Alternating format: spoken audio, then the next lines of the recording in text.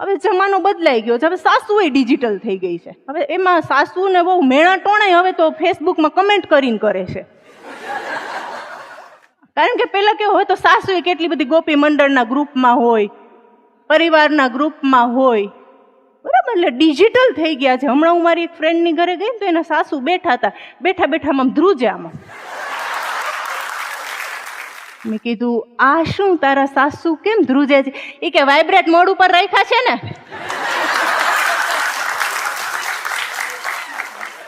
મેં કીધું તાર સસરાઈ કી તો વર્ષોથી સાયલેન્ટ મોડમાં જ છે. સાસુએ કઈ બોલવા જેવા નથી રાખ્યા. મેં કીધું તારા પતિ? એ કે આઉટ ઓફ કવરેજ. હા, ગોવા ફરવા જવાની ખરીદી ચાલે છે ને તો હમણાં બહાર જ જમીને આવીએ છીએ. ઘરે આવીને કોણ રાંધે? શાકભાજી કેટલા મોંઘા છે. મેં તો નક્કી કર્યું છે કે બચત કરવાની. આવા ખોટા ખર્ચા મને ન પોહાય બાપા. હા, ગોવા માટે કપડા લીધા ને, પણ હાવ સસ્તા લીધા. 5000 ના જ કપડા લીધા. પરાગ ને તો 2 ચડ્ડા લેવડાયા. મેં નક્કી કર્યું છે કે બચત જ કરવાની છે. મોંઘવારી ખોટા ખર્ચા મને ન ગમે બાપા. હા, ગોવા જવા માટે એકદમ મસ્ત તો દેખાવું પડે ને, એના માટે મારે પાર્લરે જવાનું છે ને પાર્લર નો ખર્ચો 3-4 હજાર રૂપિયા જેવો થઈ જાય છે. તો છે ને 6 મહિના સુધી પરાગને છે ને વાળે નો કપાવા અને છે ને કલર નો ખર્ચો બચી જાય, ડાય નો તે. એટલે એનો ટકો કરાવી નાખ્યો. એના જે 6 મહિનાના પૈસા બચે ને એ હું મારા પાર્લર માટે વાપરી નાખી. બચત તો કરવી પડે ને, આવી મોંઘવારીમાં ખોટા ખર્ચા મને ન ગમે બાપા. એકદમ ચમકે એનો ટકો, એટલે દરિયામાં રેતી ચમકતી હોય ને એવો ચમકે છે.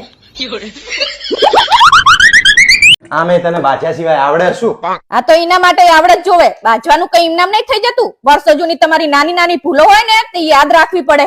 વાંક અમારો હોય ને છતાં તમારો નીકળે ને એવી દલીલો કરવી પડે ને, જાણે કેવા કેવા મોઢા કરવા પડે હે ને વગર કારણનું રિહાવું પડે હે. તોય વાત ના બને ને તો ખોટા ખોટા આહુડા પાડવા પડે હે. તમાર પડે હે? પાડી જો લો.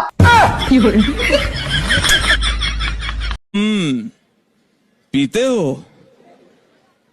मंगा लीजिए.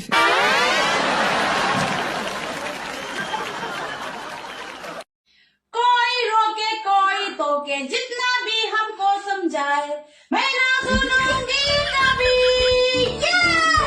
अपने ही धुन में रहती हूँ मैं, जिसकी हूँ मैं पगली.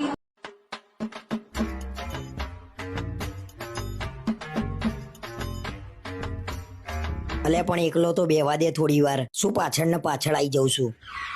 હું તમારા જોડે આવીને બેસું એમાં તમારું શું લૂંટાઈ જાય છે? બસ આજ કારણ છે. તું 1 મિનિટ બંધ નહીં રહેતી. બોલ બોલ. તમને જ બધી તકલીફો છે. મને તો આજ સુધી કોઈએ નહીં કીધું કે તું બહુ બોલું છું. અરે કોઈના ઘેર ગયા આવીએ ને તોય તું બંધ નહીં રહેતી. વગર કામનું બોલ બોલ કરું છું. ભગવાને જીવ આપી છે એની કદર કરો ને. જે નહીં બોલી શકતા એને પૂછી જુઓ. હું એ જ કહું છું, જીભ આપી છે ને તો કદર કરો એની. બોલી બોલીને જીબડો ઘસાઈ જશે. લગન પહેલા તો ફોન ઉપર એવું કહેતા હતા કે તું કેટલું ઓછું બોલું છું, અને હવે બોલું છું તો ગમતી નહીં. મને ક્યાં ખબર હતી કે આ જીબડો એટલો લાંબો છે કે આખા અમદાવાદમાં આટો મારી આવે. મારા તમારા જોડે ઝઘડવું નહીં એટલે ઝઘડવાના બાના ના ગોતશો. બહેરાઓને ઝઘડો કરવા માટે બાનું જોઈએ ખરા?